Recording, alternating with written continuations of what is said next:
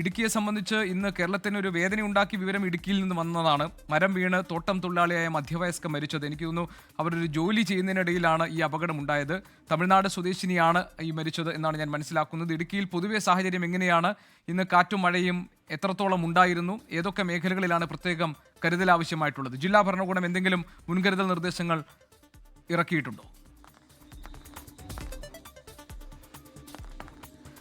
അജിക്ക് ഇടുക്കി ജില്ലയിൽ ഇന്ന് പരക്കെ മഴയുണ്ടായിരുന്നു. എല്ലാ മേഖലയിലും സമാനമായ രീതിയിൽ മഴയുണ്ടായിരുന്നു എന്നുള്ളതാണ് ഏറ്റവും പ്രധാനപ്പെട്ട കാര്യം. മഴയോടൊപ്പം തന്നെ ശക്തമായ കാറ്റ്, അതാണ് ഇടുക്കി ജില്ലയെ സംബന്ധിച്ചിടത്തോളം കഴിഞ്ഞ കുറച്ച് ദിവസമായി പ്രതിസന്ധി ഉണ്ടാക്കുന്നത്. കഴിഞ്ഞ 2 ദിവസം മുമ്പ് കുമളി ചക്കുവള്ളത്ത് ഒരു തോട്ടം തൊഴിലാളി സ്ത്രീ മരിച്ചിരുന്നു. സമാനമായ രീതിയിൽ ഇന്ന് ഉടുമ്പൻചോലയിൽ ജോലിക്കിടെ ഒരു തമിഴ്നാട് സ്വദേശിനിയായിട്ടുള്ള തോട്ടം തൊഴിലാളി മരിച്ചു.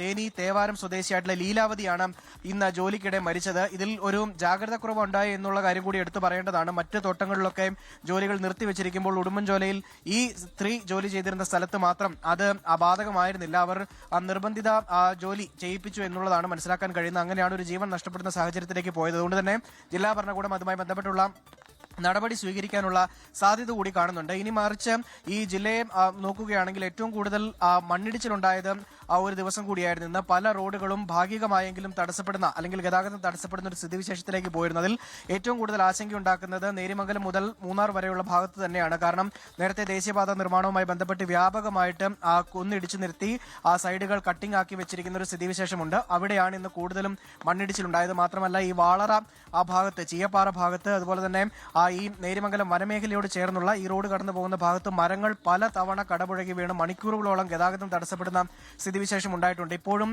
അവിടെ ഗതാഗത തടസ്സമുണ്ട്. ഭാഗികമായിട്ട് മാത്രമാണ് ഗതാഗതം പുനഃസ്ഥാപിക്കാൻ കഴിഞ്ഞിട്ടുള്ളത് എന്നുള്ളതാണ് മനസ്സിലാക്കാൻ കഴിയുന്നത്. ഈ സാഹചര്യങ്ങളൊക്കെ നിലനിൽക്കുന്ന പശ്ചാത്തലത്തിൽ ജില്ലാ ഭരണകൂടം കൃത്യമായിട്ടുള്ള ജാഗ്രതാ നിർദ്ദേശം നൽകിയിട്ടുണ്ട്. ചില നിയന്ത്രണങ്ങളും ഏർപ്പെടുത്തിയിട്ടുണ്ട്. ഗ്യാപ്പ് റോഡിലൂടെയുള്ള രാത്രി യാത്ര പൂർണ്ണമായിട്ടും നിരോധിച്ചിരിക്കുകയാണ്. കാരണം നേരത്തെ പല തവണ മണ്ണിടിച്ചിലുണ്ടായിട്ടുണ്ട്.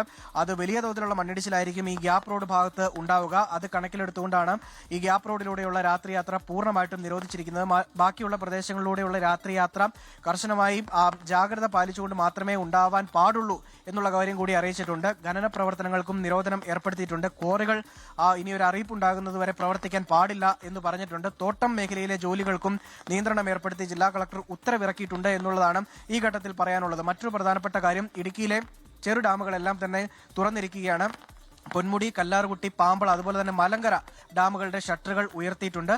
മുതിരപ്പുഴയാറിന്റെയും പെരിയാറിന്റെയും തൊടുപുഴയാറിന്റെയും തീരത്തുള്ളവർ ജാഗ്രത പാലിക്കണമെന്നുള്ള കർശന നിർദ്ദേശം കൂടി നൽകിയിട്ടുണ്ട്. പല വീടുകളുടെയും സംരക്ഷണ ഭിത്തി ഇടിഞ്ഞു വീണും അപകടം ഉണ്ടായിട്ടുണ്ട്. അപകട നിലയിലാണ് പല വീടുകളും ഇപ്പോഴുള്ളത് താനും.